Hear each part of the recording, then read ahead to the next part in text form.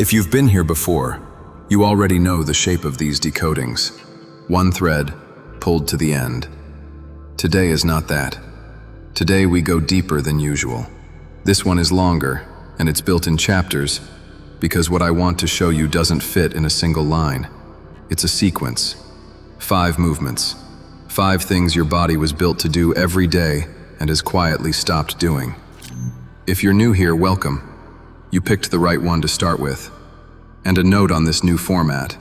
The chapters are marked below, so if you're short on time, skip ahead to the movement you came for. Though if you can spare the 15 minutes, take them in order, because they were built to be watched as one descent. Here's the claim, and I'll defend every piece of it before we're done. A large part of what men call aging after 65 is not the calendar. It's the slow withdrawal of a handful of movements the body was engineered to receive, and giving even one of them back changes how the whole machine runs. We're going to count them down, 5 to 1, and I'm ordering them for a reason. Because the 5th is the one you lose first without noticing, and the 1st, the one we end on, is the single most honest signal of how many years you have left that exists outside a laboratory. When you strip everything else away, it comes down to that one movement. Stay to the end, and I'll show you the 10-second version of it you can do against a wall tonight. Let's begin the descent. Chapter 1. The first thing you lose. Movement 5. The twist. Sit still for a moment, and turn to look behind you. Over one shoulder, then the other. However far you got, there was probably a point where your neck took over because your spine wouldn't.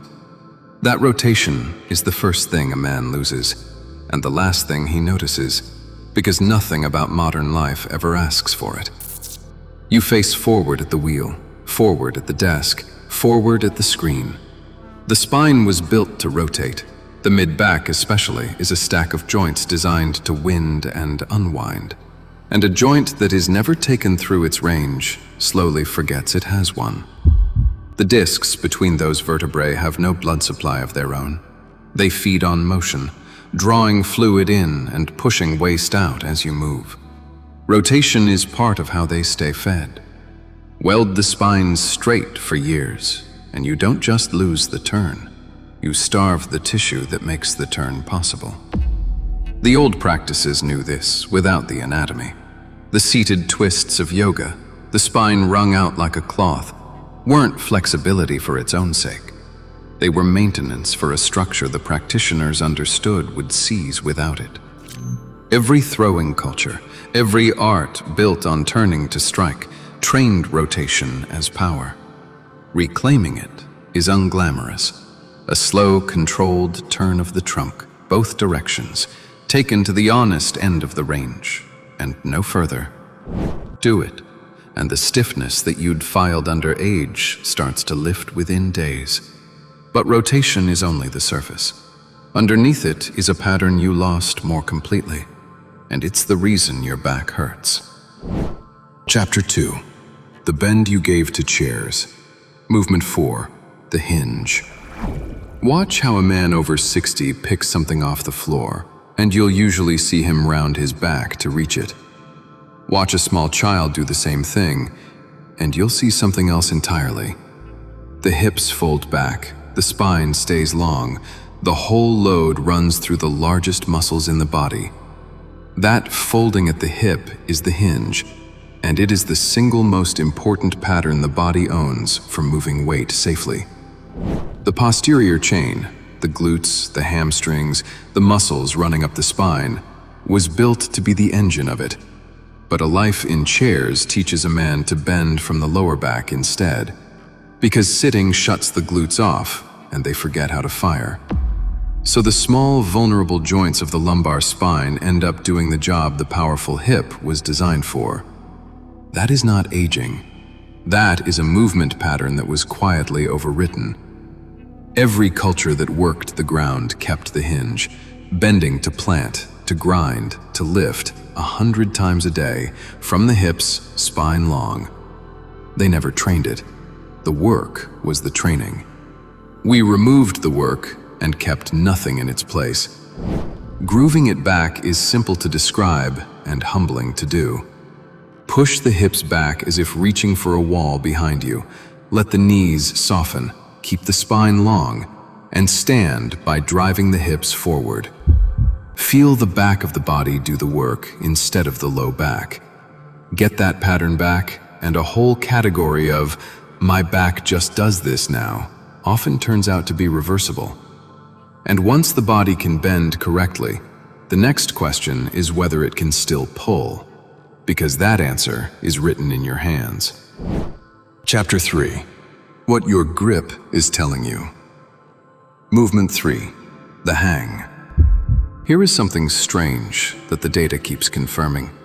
How hard you can grip with your hands is one of the most reliable readouts of how durable your whole body is. Not just forearm strength, a proxy for the total system. Large international studies tracking tens of thousands of people have found grip strength to be a stubbornly good predictor of long-term health outcomes, better than you'd ever expect from a handshake. And grip is collapsing in modern men, because nothing hangs from our hands anymore. For most of human history, the shoulder was a load-bearing, weight-hanging joint. Our ancestors moved through trees, hung, pulled, carried. The architecture is still in you.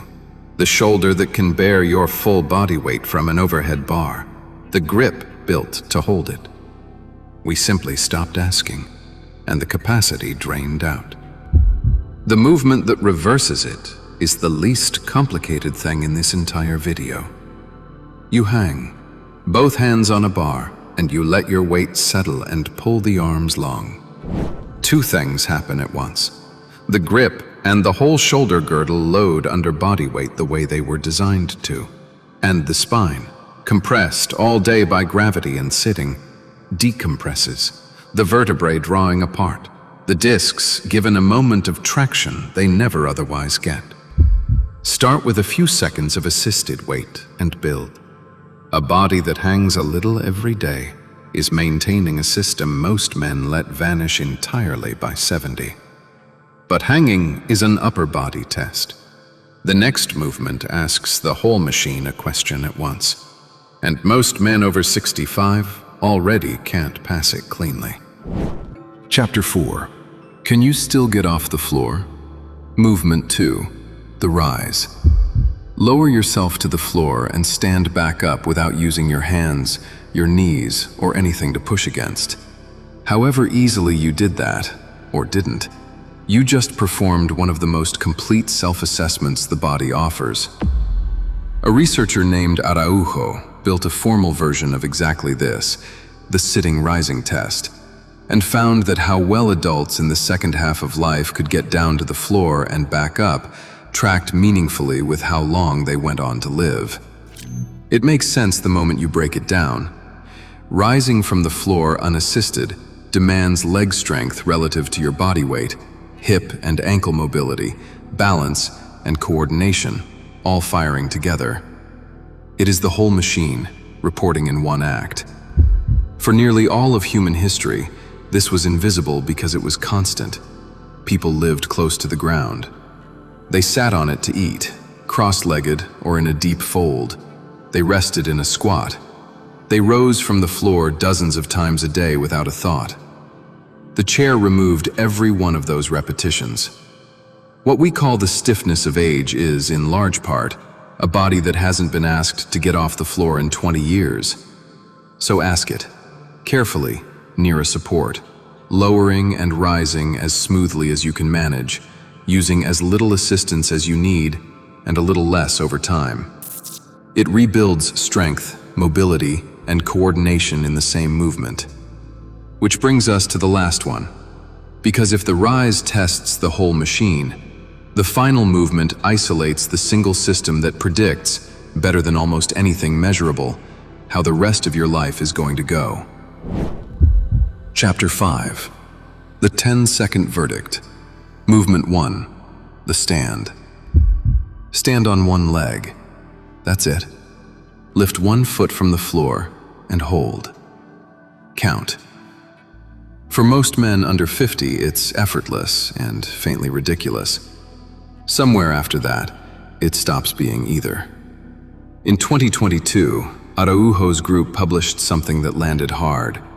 In older adults, the inability to hold a one-legged stand for 10 seconds was associated with a markedly higher risk of dying in the years that followed, a signal that held up even after accounting for age and other health factors.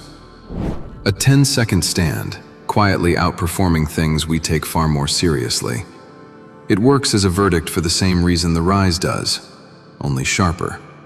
Balance is not one ability. It's three systems fused in real time. Your eyes, the sense of motion in your inner ear, and the position sensors buried in your feet, ankles, and joints. Those sensors stay accurate only through use. They calibrate to a body that is challenged. Sit still for years and they dull.